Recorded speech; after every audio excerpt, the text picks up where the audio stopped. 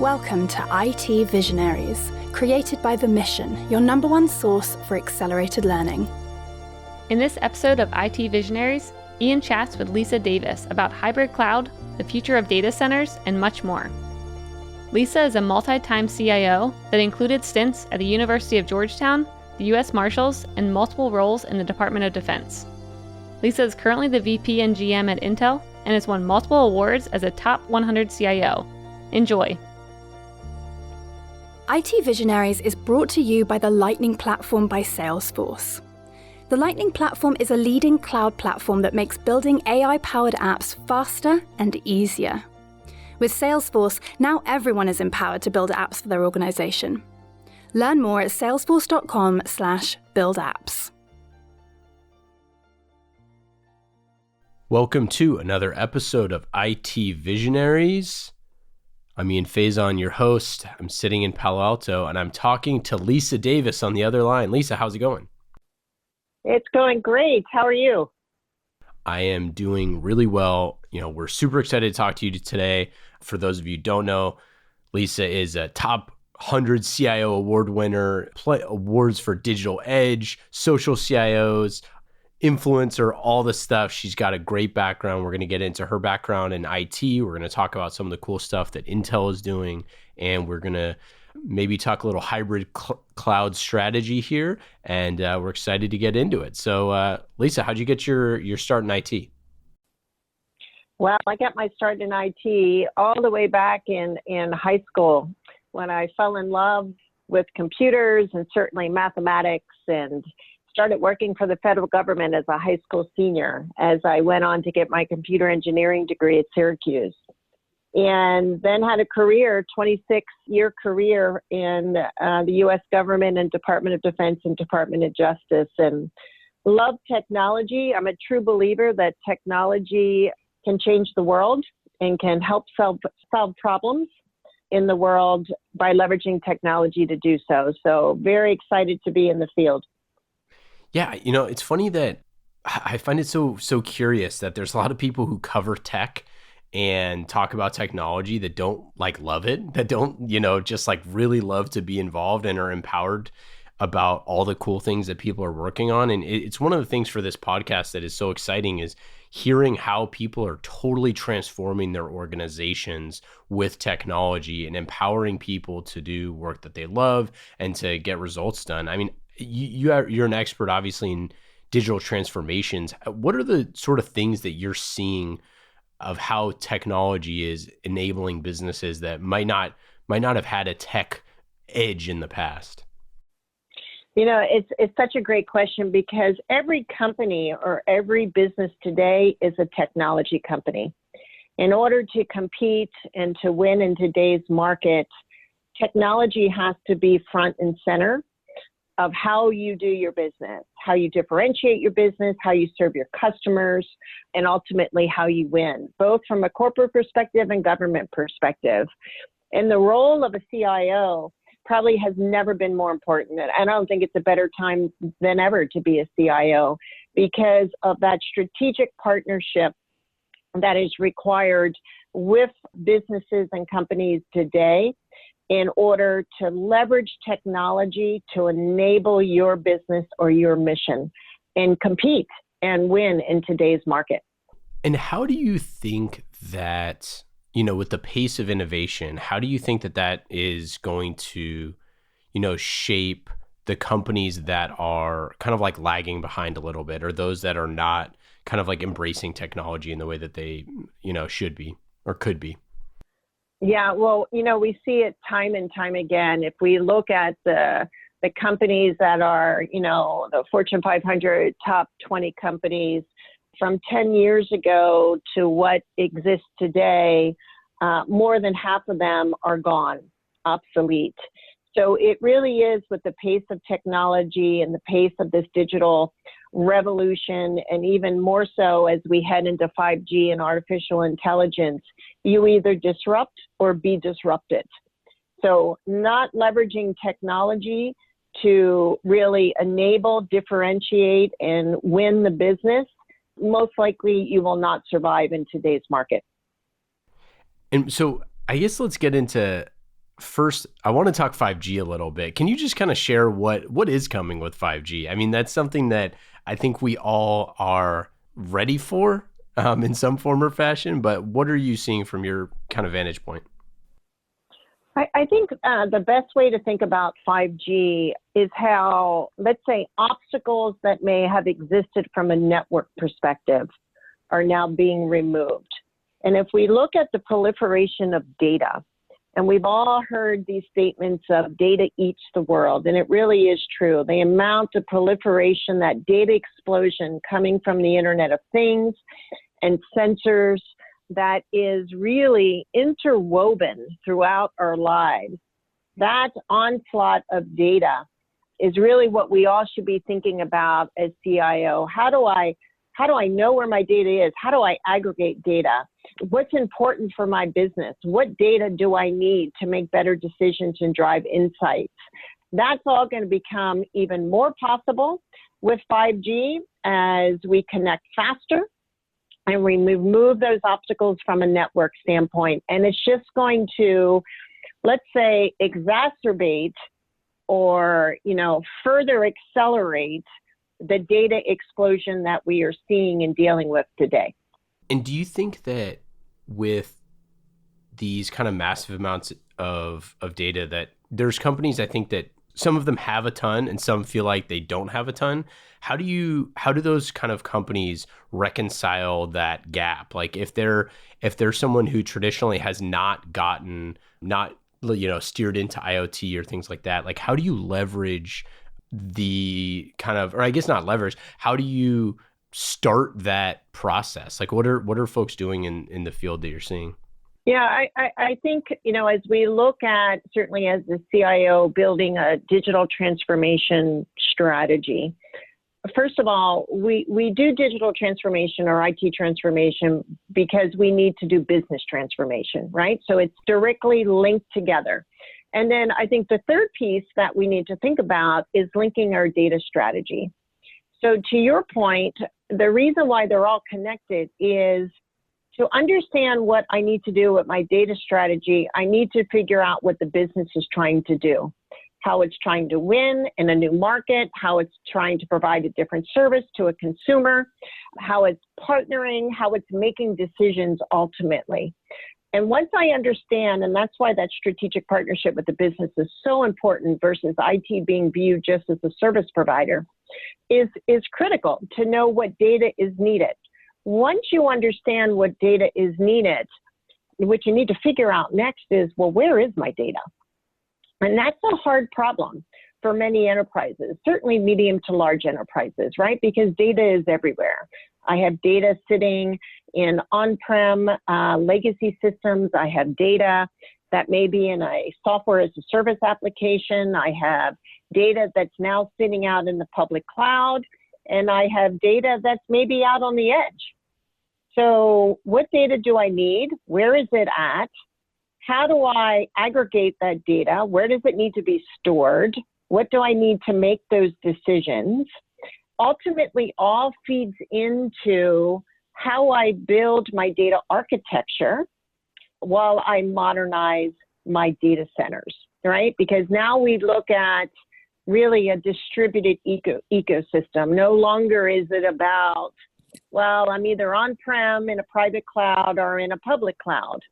What's happening now is that my data is really distributed. I have this resource distribution model of where I have data center plus edge plus cloud plus endpoint really equals tomorrow's IT. And that's complex in terms of how I'm going to manage and build that infrastructure or data architecture when I have multiple distribution points within my enterprise. As we switch to the topic of like hybrid cloud, describe to me kind of like what is hybrid cloud? Where did this kind of hybrid cloud strategy come about? And what does how do organizations go about making a decision on something like this? Cloud is an architecture. It's a delivery method. And, many folks think cloud is all about public cloud, and cloud's almost becoming a little antiquated, I would say, in how we use the term, because what we're dealing with now is really around what I would call hybrid IT. And when I use the term hybrid IT, it means that I have data sets or workloads that exist on-prem, exist in a public cloud, or, on-prem or in a private cloud, in a public cloud, or sitting at the edge. And ultimately, what I would want, what would be nirvana, is that I can orchestrate and I have workload portability, workload mobility within this distributed ecosystem that ultimately meet the needs of my business or agency. So hybrid IT is only becoming more complex, right? We have resource density that is growing. What do I mean by that? Now we look at DRAM at 350 plus gigabytes. We have CPUs of 20 plus cores. We have Ethernet of 100 plus gigabytes. I mean, incredible. If we look at Moore's Law and if we look at all these capabilities that exist, we also now have this diversification of compute capabilities. Think about accelerators, ASICs, edge, data center, cloud, all of these things in terms of where am I going to place my compute and what compute do I need? And then to my third point, it's kind of like this resource distribution of my workloads and data sets are now across all of these various points of data center, edge, cloud, and endpoint. And the boundaries are blurring. So I want folks to, when we use the word hybrid cloud, it's really more about hybrid IT because of these really three key principles that are increasing the complexity of our environments in today's enterprises. Yeah, and do you think, and obviously that fits into like data center technology. How are folks, how are we equipping folks to move faster or to store more or things like that? Like how are CIOs becoming equipped with those abilities? Yeah, I think that, the one thing I want folks to recognize is that it's really difficult, if not impossible, to win in today's marketplace on legacy infrastructure. And why is that? Legacy infrastructure slows me down. It doesn't give me the speed, the agility, frankly, the security. And also, as I need to modernize my environment, it actually increased my overall cost. So as I look at cloud infrastructures or cloud technologies, as I look at how I'm going to modernize my data center, you have to look at that not only from a software standpoint, but from a data standpoint and a hardware standpoint, so that your technology can respond and be agile enough to support your business needs, but also the newer technologies allow you to drive TCO, right? Because IT is always addressing the issues of, you're an IT cost center. How do I do things more efficiently? How do I drive those efficiencies within my IT enterprise so I can frankly invest more in innovation? Yeah, and so let's talk about innovation. What do you do to drive innovation internally at Intel, like within your teams? Like what is Intel doing, and then what are you seeing from the field as ways that folks are driving that type of innovation? Yeah, it's really exciting. Intel has been transforming as a company as well, from being really a PC-centric company to now a data center-centric company. And we have a broad portfolio of tools and technologies that allow you to differentiate your business. It's not just about, although it's extremely important, about the CPU. But as we think about digital transformation, there's multiple components that CIOs need to think about. You need to think about your networking foundation. You need to think about your memory and storage strategy of what you're going to do with your data.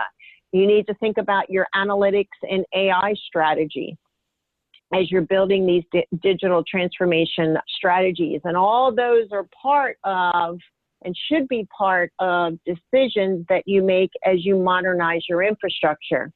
And of course, we can't have a digital transformation strategy without having our people strategy, really workforce planning and strategy of how you're going to adopt and train your team to be able to leverage these new technologies, which we call now software-defined data centers. How do I leverage and how do I run a software-defined data center?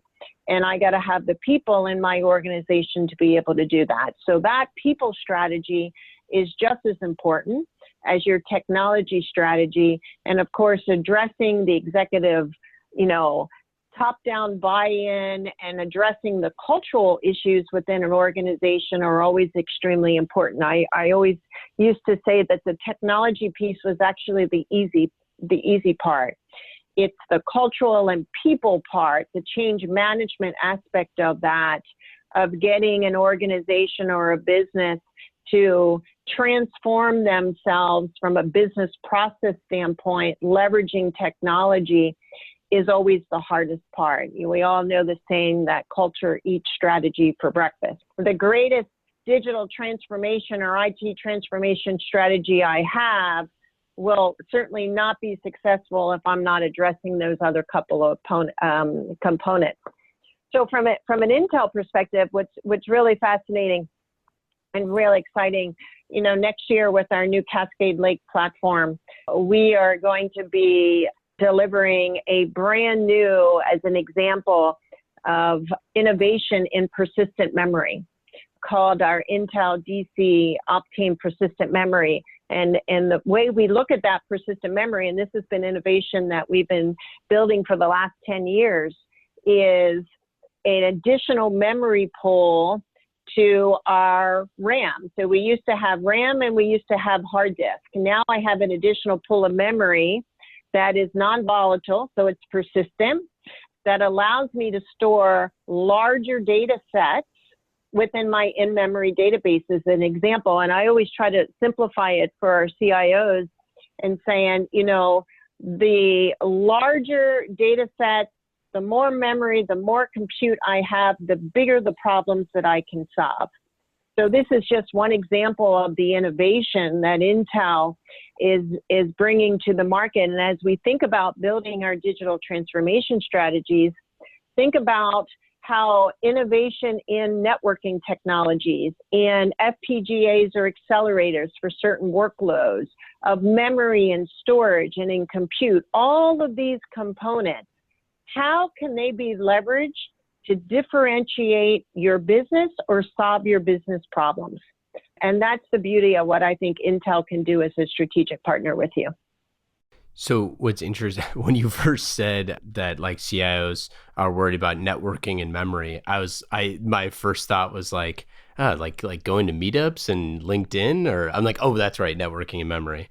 But I think we're all losing our memories a little bit with all the short-termism of how much content we consume on a daily basis. But the machines will remember it for us. So on that kind of data strategy for companies, how are companies looking at with regulations around like GDPR and CCPA and things like that? Like, how does the regulation of data strategy, how should CIOs be looking at that? Yeah, I mean, this is really understanding workload requirements and workload placement, and where I place those workloads to meet those type of compliance, audit, or regulatory requirements. And certainly from my experience as a CIO, those type of workloads that have those requirements were workloads that I kept on-prem, right? Core IP. And we're still seeing within the market, as you asked me earlier about cloud, if I look at workload placement, we see a distribution of workload placement, whether it's on-prem, private cloud, public, or on the edge, based on these type of requirements: regulatory and compliance, cybersecurity, latency issues, cost concerns, core IP, mission criticality of these workloads that should be part of your criteria in determining how you're ultimately going to architect your environments. Yeah. Do you think that, do you have Like what are you hearing from your colleagues, from other CIOs about how they are approaching those challenges like in 2019 and beyond? Like what are some best practices or secrets from the field that you're kind of hearing of ways that folks are trying to solve those? Solve which part? Get clarity on solve which part of the problem. Yeah, specifically with data storage around like the regulatory kind of issues. Yeah, I think first and foremost, you need to understand where your data is. And that can be challenging for many enterprises because I have data all over the place. So it's not an easy problem. Second of all, I think you need to, from a regulatory and compliance standpoint, then make decisions. First, you need to understand the utilization of those workloads. You need to understand your regulatory and compliance requirements, and that should feed into the decision of where that workload remains. For many CIOs, I'm sure that decision is, well, that's a workload I'm going to keep on-prem within my own infrastructure in a private cloud. And, I do want to advocate that legacy infrastructure, those workloads that are going to remain on-prem, find a path to optimize that infrastructure into a cloud infrastructure, because then you get all the benefits of cloud technologies, but you're allowing that workload to remain on-prem. So I would do that first and foremost. And then, of course, as I keep those workloads on-prem, as a CIO, cybersecurity is always front and center as I think about my security architecture that is built in, or what I would call baked in, to how I'm making those, how I'm ultimately building my distributed ecosystem and managing my data center enterprise. You stole my next question. I was going to ask you, how do the roles and responsibilities for security, lie between the CIO and the CISO? Like, how do you kind of view that moving forward? What are kind of some of those things that you've seen as best practices for how people deal with this problem with these massive amounts of data and, that kind of the breaches that are going on and the stuff that we're seeing out there? Like, how have you seen kind of best practices from that perspective as the role of the CIO and CISO are kind of changing dramatically?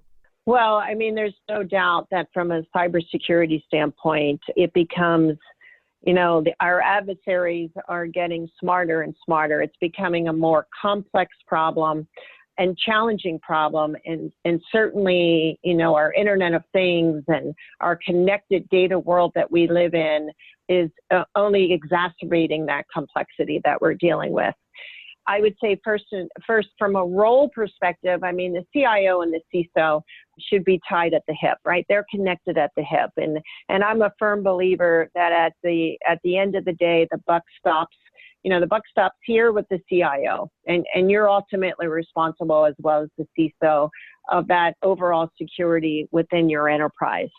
In terms of best practices, I've always believed in what I call as a defense in depth security architecture.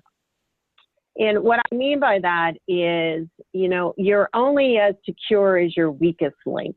And depending on the size of your enterprise, that weakest link could come in from anywhere. And we have to consider our supply chains and who's ultimately connected to our networks, because that defense in depth strategy or architecture needs to start at your perimeter and understand what's happening from a perimeter standpoint all the way down to your workstation, in establishing, best practices and processes within the organization and company. And, we know for a fact, as an example, as we look at the supply chain, that many of the security breaches that have happened, and I'm not going to call anyone out, have happened from a supply chain standpoint, whether it was third-party point of sales or third-party software vendors that all had access or a way into your network, which really kind of proves out to my point as you really need to think holistically across your entire ecosystem, and I'm only as strong in my defense as my weakest link, and examine where all of those links are into your enterprise. The other thing I would add is, Intel today, we have baked in many security features into our silicon to make our platforms even more secure. And we want to leverage those capabilities from a hardware and as well as a software standpoint. And we will be announcing next year with our Cascade Lake platform, actually a brand new security solution, which offers, I can't go into too many details, but if we think about, a trusted boot down at the hardware layer, and how that can play within our enterprises to really extend that root of trust and security throughout my enterprise, I'm very excited about and happy to come back after the new year and talk more about that with you. Yeah, let's do it. I know. I was like, if you want to break some news now, it's totally fine, but yeah, that would be great. We'd love to have that conversation because that's super exciting. So we talked to a lot of folks who have kind of been in and around the government in certain ways. You spend a lot of time in the government. Are there some kind of best practices that you've seen from the government that, as someone who's in the Army for a decade of my life, I've spent some time there as well. And there's a lot of things that I think we do specifically from like a defensive posture that obviously are the best in the world. But I think there's sometimes that the government can learn a ton from private sector and vice versa. What were some of those things that like you brought with you to Intel and bring and ultimately like share with your colleagues and other IT leaders that are some of those kind of unique ways of looking at things? Yeah, I think what I learned working in government is the importance of really supporting the mission. And I had the pleasure of serving in Department of Defense and working with the U.S. Marshals and Department of Justice, where, the technology that we put into the hands of our warfighters or into the hands of our U.S. Marshals, example, lives are at stake. And these are life or death decisions many times as to the technology really enabling and supporting these incredible missions within the agencies I got to work in. So I have an appreciation and recognize, I think, the value of how technology can really help and give us an advantage over our adversaries or help law enforcement really save lives or make better decisions, how technology truly can enable the business and the mission, number one. And I think I take from government that I bring in, I was 3 years in academia as the CIO for Georgetown University, and before I came to Intel for my third adventure. The problem sets we all deal with are the same. It's so interesting, sector to sector. The problems aren't that much different. It's kind of how we approach the problems, I think, is different. And one of the things I valued in government is just the rigor around process. Our processes are strong, and they have to be strong, certainly in Department of Defense and in our law enforcement community. So that value of process that we bring into solving a problem. And, what we can learn from, and I think your example that I think that you were alluding to was from a cybersecurity standpoint. I managed environments of multiple different security classifications. And how did we manage those environments? And frankly, what can, from our corporate sector, learn from how many of our top government agencies that deal with these problems day in and day out really create those security event in depth architectures? I wanted to ask you about your time at Georgetown because I think, we've had CIOs of cities here in the past. We haven't had someone who's a CIO of a university, although there might be one in the near future. But I think it's really interesting that the challenges that universities face from a standpoint that they have so many people that are on the network compared to companies where you might have a fraction of what a university sees, and the turnover is astronomical. So what were some of those challenges that you saw as CIO of Georgetown? Yeah, it was a great experience to work as the CIO, one of the top institutions in the country. And Georgetown, is a great example, created in, I believe it's 1787 or 1789.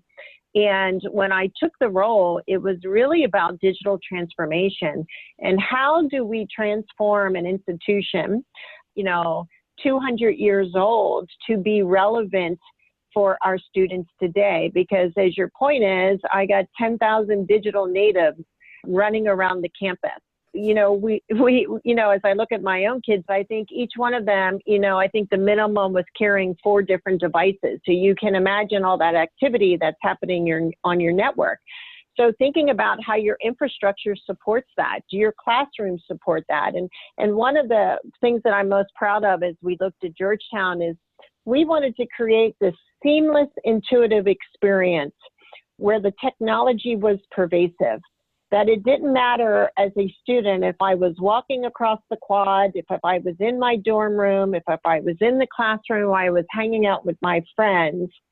The technology was pervasive and it was transparent that I was always connected because there is a expectation that I can be anywhere, any place, and any time, and my technology is available. And as consumers today, if you think about college students, as consumers, we now have the same expectation. And those expectations are carried in to the companies or the businesses that I work for.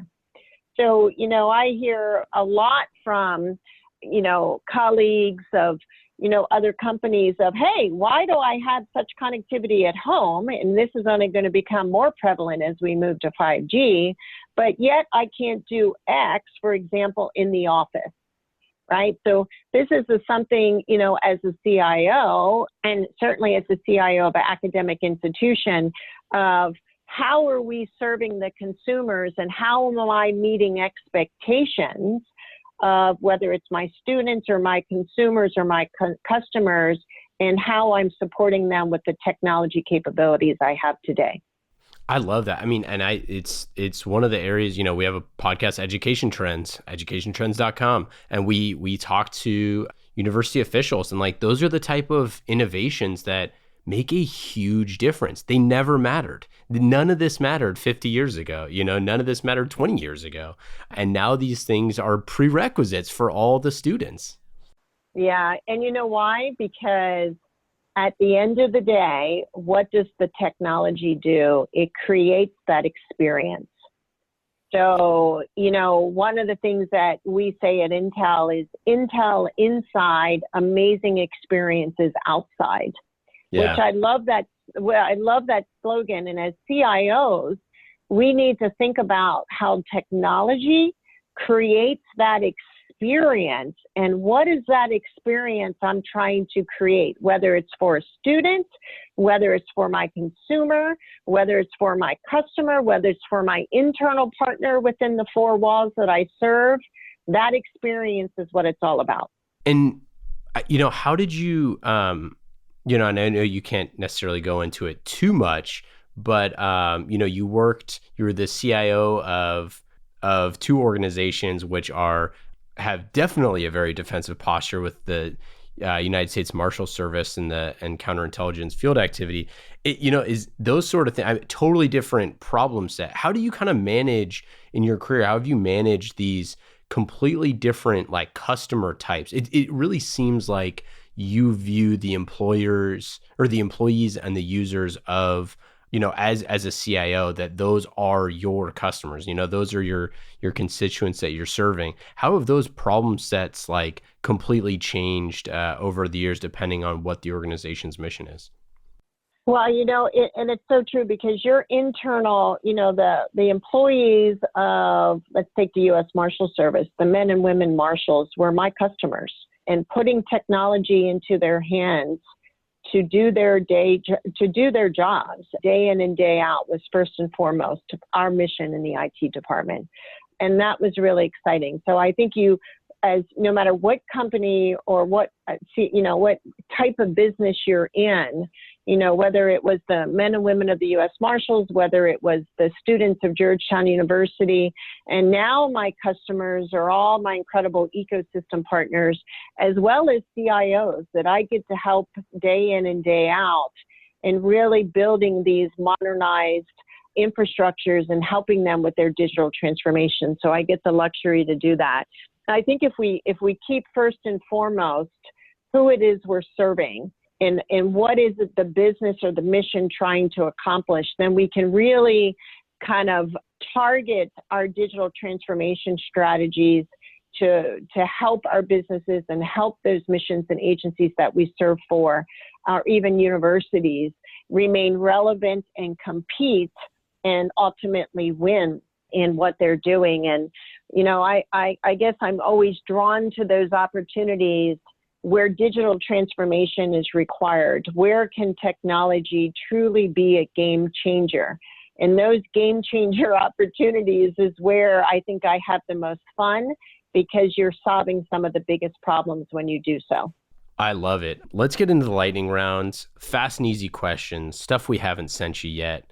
The lightning round is presented by the Lightning Platform by Salesforce, which coincidentally also fast and easy, because you can build mobile apps fast and easy on the Lightning Platform. So let's get into it. Question number 1, what app are you using on your phone that is the most fun? The most fun app I use is Vivino, but I also use, certainly if you're in Washington, D.C. or try to park in San Francisco, Park Mobile. Oh, yeah. Admittedly, another guest on the show had a negative experience with Park Mobile. So maybe they changed it up. Maybe they took some customer feedback on the way. But that's great. I love it. Okay, number 2 here. What is your favorite time-saving tool? I think my favorite time-saving tool is, so I'm an Apple. I have iPhones. I just got the latest iPhone. And I like to integrate my technology. So between using my Notes app, my calendar, and I've been using recently Evernote as a note-keeping capability and syncing with my team to drive more efficiency and how we're communicating and collaborating on things are my favorite kind of tools that I use day in and day out. What about your favorite use of AI or chatbots that you've seen recently? That's an interesting one. Oh, I know one. I get the pleasure of serving on the board of our National Center of Missing and Exploited Children. And Intel partnered with the center to leverage artificial intelligence and automating the image and data feeds to find our missing children faster. Yeah, it's a great example of how artificial intelligence is being used for good and can be used for good to solve some of these really difficult and pressing problems in the world. Yeah, we interviewed KC, the CIO of Palantir, and he was sharing some of the same stuff of that they've done a ton of work finding missing children and exploited children for some of their customers, and like finding rhino poachers and stuff like that. It's just so empowering. I mean, like it's just so exciting, the things that we can do with technologies, and we got to beat back the bad guys, and we have superpowers to do so. Yeah, Palantir does great work for the center. Yeah. Do you have a favorite podcast or recent book that you've listened to or read? Recent book? Well, the book I'm reading now and almost finishing is Michelle Obama's book, Becoming. Another book that I really liked that I actually shared with my team is a book called Measure What Matters. So I think that's great. Those two come immediately to mind that have been recent reads. And I've been listening to the podcast. I really like the Lean In podcast. I'm a huge supporter of women in STEM and advocate for women in STEM and how we can do more, certainly in Silicon Valley, and how we can encourage our young girls to invest in STEM technologies.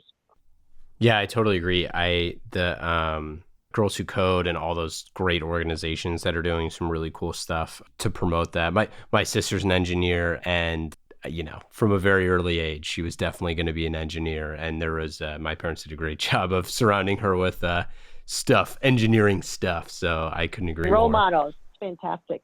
Role models like Lisa Davis. Well, before we get out of here, final questions, the lightning round.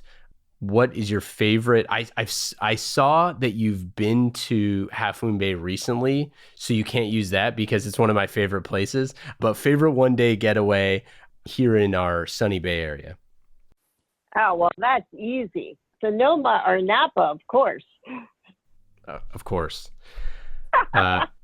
Final question. What is actually, two more questions, sorry. Oh, my goodness. Okay. Thing you're most excited about, technology you're most excited about for next year?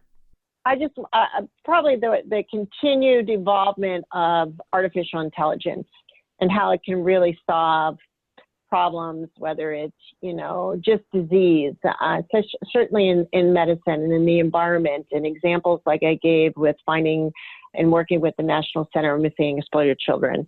Really excited about those, but also for next year, excited about Intel's new Cascade Lake platform with our brand new innovative memory technology and our new security technologies that we'll be launching. Best advice for a first-time CIO? Best advice would be invest in building those business relationships and understanding the business first and foremost. Second of all, have a plan, have a strategy that's tied to the business strategy. Make that holistic in terms of the points that I've kind of called out in our talk today. And then find those quick wins. Look for low-hanging fruit. Find those quick wins. And there's lots of low-hanging fruit in IT enterprises that you can find to build success and momentum and excitement about what IT can do to differentiate and win with the business. I love it. Thanks so much, Lisa. We'll have to have you back in the new year, share more stuff, or maybe for a CIO roundtable here in our studio in Palo Alto. But thanks so much for hanging out, for all the answers, and we'll talk to you soon. Any final words? No, thank you. It's been real fun. Would love to come back and wish everyone certainly a happy holiday.